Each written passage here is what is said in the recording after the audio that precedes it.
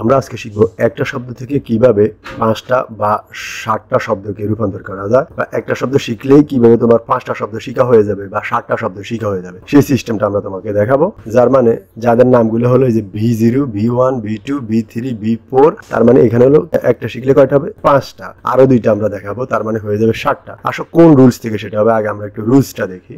ওকে, তোমরা যে রুলসটা থেকে এটা শিখবা সেটা হলো, দেখো ভার্বের শেষে যদি একটি কনসোনেন্ট থাকে, আবার একটু খেয়াল করো, ভার্বের শেষে যদি একটি কনসোনেন্ট থাকে এবং তার পূর্বে একটি ভাওয়েল থাকলে কনসোনেন্টটি ডাবল করে ইডি যোগ করা হয়। যারা বুঝার তারা তো বুঝলা, যারা বুঝো নাই তাদের জন্য আরেকটু বিশ্লেষণ করছি।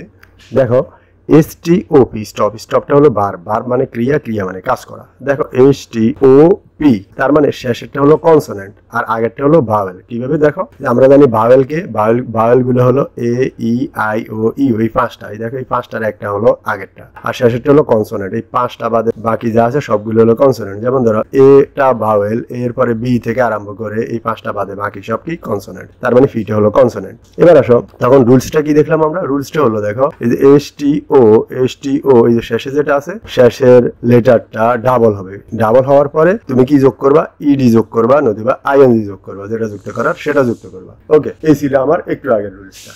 এবার আমরা তোমাদেরকে একটা শব্দের মাধ্যমে কিভাবে 5টা 7টা শব্দে রূপান্তর করবা সেই সিস্টেমটা দেখাবো।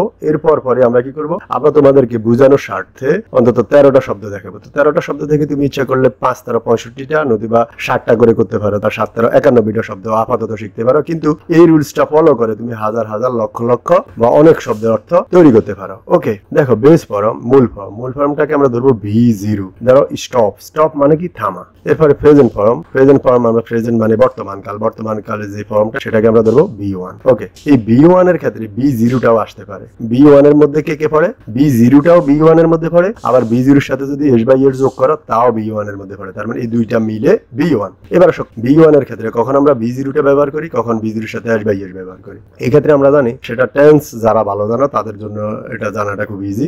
অর্থাৎ বাক্যের গঠন অনুযায়ী, বাক্যের সাবজেক্ট অনুযায়ী B0টা বসবে, আর B0 এর সাথে মাঝে মাঝে S বাই S বসবে। ওই মাঝে মাঝের কারণটা কোথায়? দেখো এই যে স্টপ, আবার স্টপের সাথে S বাই S হতে পারে। এবার আসো S বাই S কোথায় হতে পারে সেটাও বলবো। আবার S ES দুইটা তো একত্রে হবে না, হয় S হবে নতুবা ES হবে। দেখো subject third person singular number হলে, এটা হলো প্রেজেন্ট ইনডেফিনিট টেন্সের ক্ষেত্রে subject third person singular number হলে ভার্বের সাথে S বাই S যোগ হয়। দেখো এই আইটা হলো first person, I go to school। ওকে, এখানে গোটাই বসলো মূল ভার্ব। এবার দেখো হিটা হলো কি থার্ড পারসন। আমরা জানি পারসন 3 প্রকার, first person, second person, third person. First পারসনে I, উই, সেকেন্ড পারসনের ক্ষেত্রে ইউ, আর থার্ড পারসনের ক্ষেত্রে I, উই, ইউ বাদে বাকি সব। তো বাকি সবের মধ্যে হিটা হলো বাকি সবের একটা। এবং এই থার্ড পারসন হলেই হবে না, থার্ড পারসন এবং সিঙ্গুলার হতে হবে। সিঙ্গুলার মানে কি, থার্ড পারসনের মধ্যে যে সাবজেক্ট দ্বারা এক বুঝাবে, একজনকে বুঝাবে, তখন এই যে গো না হয়ে গোর সাথে কি হবে? ইএস হবে, গোজ। ওকে, গোজ টু স্কুল। এবার আসো হি ইটস রাইস, কিন্তু এখানে দেখি গো এর সাথে কি যুক্ত হলো? ইএস যুক্ত হলো সাবজেক্ট হি এর ক্ষেত্রে। এখানে সাবজেক্ট হি এর ক্ষেত্রে ইএস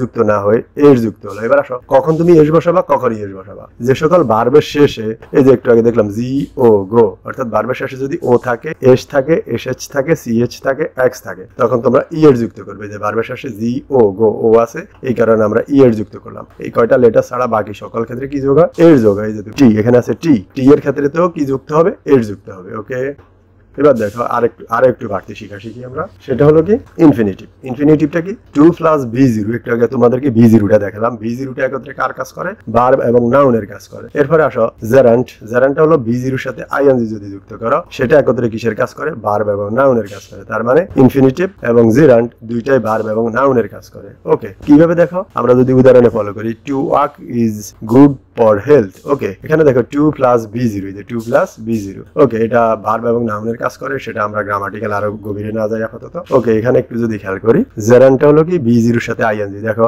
হি লাইকস, প্লের সাথে আইএনজি, প্লেইং কার্ডস। ওকে, আমরা অত ডিটেলসে আর গেলাম না। তার মানে ইনফিনিটিভ হিসাবেও আমরা দেখলাম একটা ভার্বকে আমরা কিভাবে নিতে পারি, 2 প্লাস V0, আবার ভার্বের সাথে আইএনজি যুক্ত করলে সেটা কি হয়? V0 plus ING.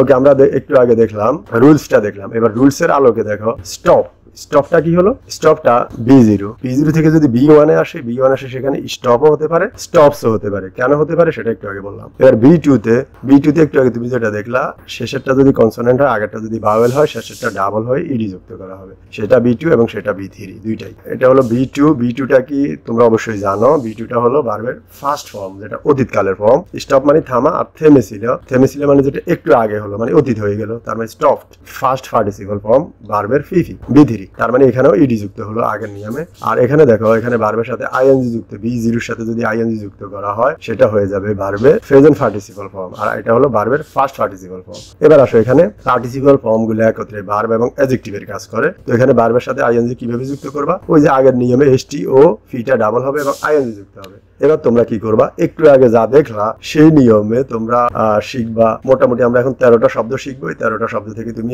একটু আগের নিয়মে হাজার হাজার শব্দ তুমি তৈরি করতে পারো। দেখো, B0টা ছিল, দেখো B0টা যদি হয় ব্যাগ মানে ভিক্ষা করা, সেখানে তুমি কি করবা? লাস্টের লেটারটাকে ডাবল করে ইডি যুক্ত করবা, সেটা হয়ে যাবে B2। B1টা হলো ব্যাগ, B1টা ব্যাগও হতে পারে, ব্যাগের সাথে এস বা ইএসও যুক্ত হতে পারে, যেটা একটু আগে শিখালাম। তার মানে B1টা এখানে দেখালাম না, কারণ B1টা প্রতিবার একই রকম। আর B4টাও এখানে দেখালাম না, B4টা প্রতিবারই আইএনজি ইডি যুক্ত না হয় আইএনজি যুক্ত হবে। তার মানে এরপরে দেখো ক্যান্সেলটা হলো খারিজ করা, এই যে আগের নিয়মে ইডি যুক্ত করা হবে। ড্রপ ঝরে পড়া, হোপ লাফানো, এমিট নির্গত হওয়া, নড মাথা নাড়া, ফ্যাট আদর করে চাপড়ানো, প্ল্যান পরিকল্পনা করা, রেফার উল্লেখ করা, রাব ঘষা, স্টপ থামা, ট্রাভেল ভ্রমণ করা, কোয়ারেল কলহ করা বা জর্গা করা। তার মানে কি হবে? এই যে লাস্টের লেটারটা ডাবল হয়ে ইডি যুক্ত করা হবে B2 তে এবং B3 তে। ওকে।